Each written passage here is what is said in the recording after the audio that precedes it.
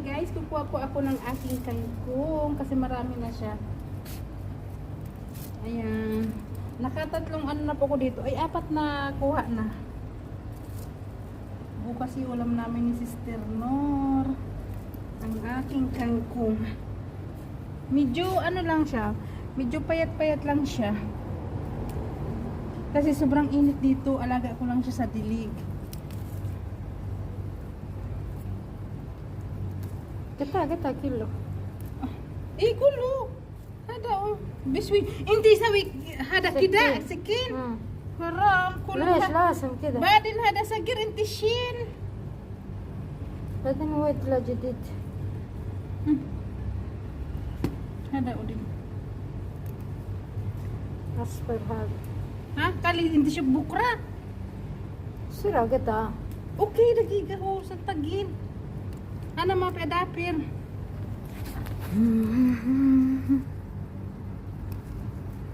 أنا بعد مو.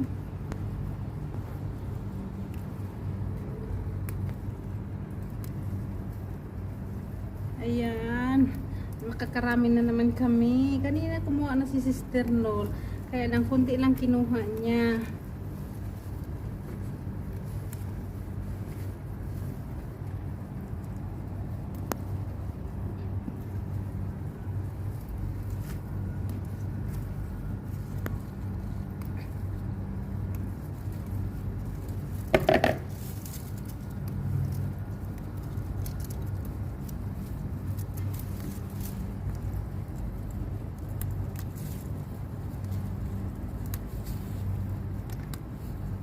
واجد هار عنب موت. Wala imot. عنب.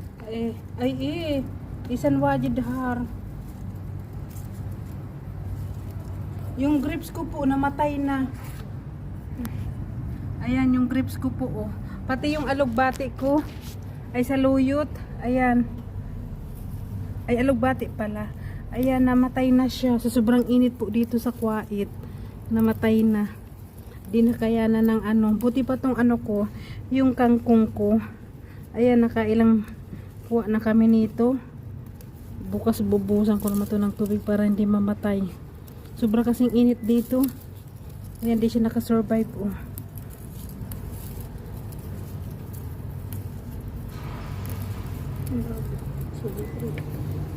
Bro.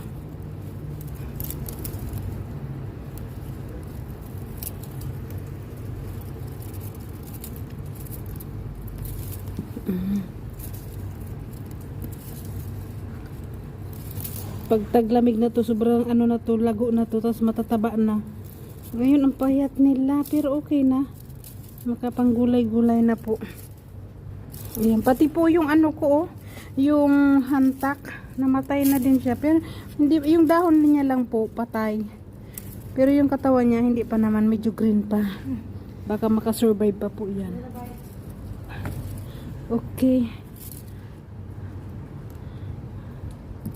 Ayan, nakinelbo na namin yung aking kangkong. Ayan, medyo nakarami po ako. Ayan. Medyo nakarami ako ng kangkong. Ayan, ito na lang. Kawawa yung ano ko. Alugbati na matay. Ayan guys, thank you so much. Bye bye. Love you.